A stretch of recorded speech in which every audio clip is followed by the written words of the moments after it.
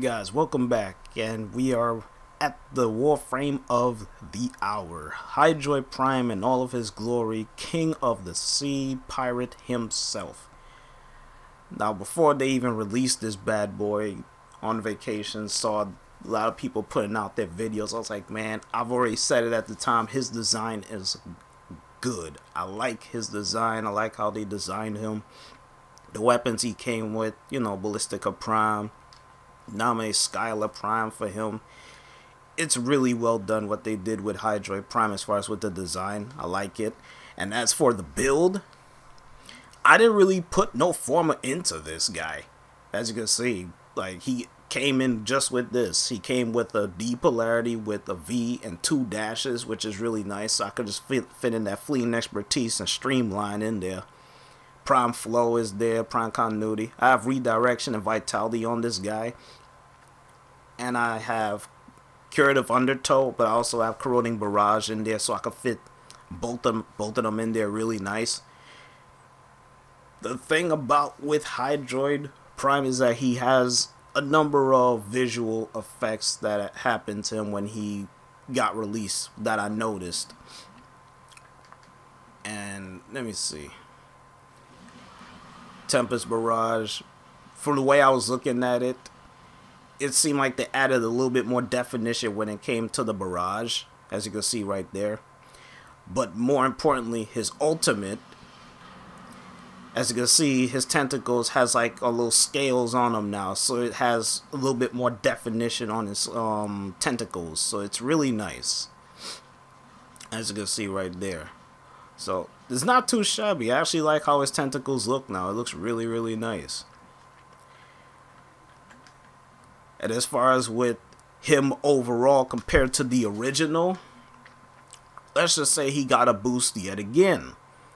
As you can see, comparing them to the original, 250 armor, so they gave him an additional 50 more armor. They gave him a 25 more energy, and they gave him more shields at 175 compared to the 125. So they pretty much says here, Hydroid, here's our last push for you as far as with making you more beefy. So all in all, you could take off redirection, have vitality in there, and you could also put in, if you want to, you could put in a steel fiber with this guy. So you could beef him up as far as with that armor to 525. And since when I've been using him, I put one of the Sciendonas on him. I believe it's Arcane Guardian, so when he does take some form of damage, it will proc, giving him more armor. So on top of the 525, since Arcane Guardian gives you at least 60% more armor for a good duration, that's 60 to go along with that 525. You're looking at least 585 armor for Hydroid, if I have my math right. So yeah, that's a lot of armor for Hydroid Prime, which is really, really so welcome. Even with the rework and they increase his armor, but his Prime, they say, you know what, let's give you more armor. It's like, geez, does he need any more armor? But as far as with his overall gameplay, nothing has really changed as far as with Hydroid. He's still tailor-made around his undertow. You know, I could still do that. You know, knock him down if I want to. Could still go in my undertow, sweep right over them like so. I could still bring them in. It's still there. They haven't moved it. Rain hell upon them. As you can see, the damage is starting to scale. 14, 15. The next thing you know, they're all dead. So I didn't even have to use my ultimate on them.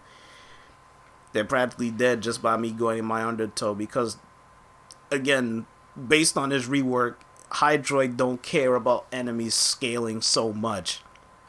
Because all he really needs to do is go into his undertow and do the whole corroding barrage thing on them, strip off their armor, and on top of that, since these enemies are damn strong like these guys, it scales.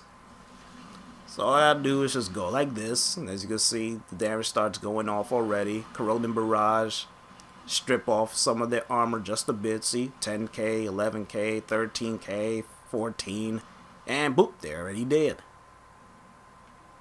There you go. That's pretty much all you need. Just do one Tempest Barrage on them. Strip off their armor just a bit, and then the damage will start to just skyrocket like crazy. So once you do that to them, it's like, yeah, you're practically toast, buddy. Same thing with these guys. They may seem beefy, they may seem strong. That dude is like, oh shit, he just got shot at. Just do that. Boom on them right there. As you can see, 10k, 13, 15, 17, 19, boop, and yep, there they go. They're dead. It's technically all you need to do with them anyway. You don't really need to do anything else. Just this. Tempest Barrage the area.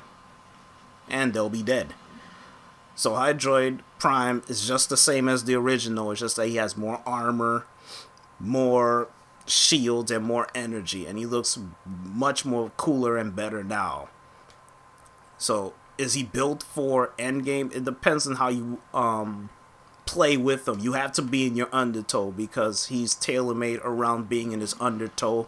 Pull enemies in if they're, you know, right or left of you, in front of you most likely. And then just do your Tempest Barrage. Just cast it here so it actually comes here.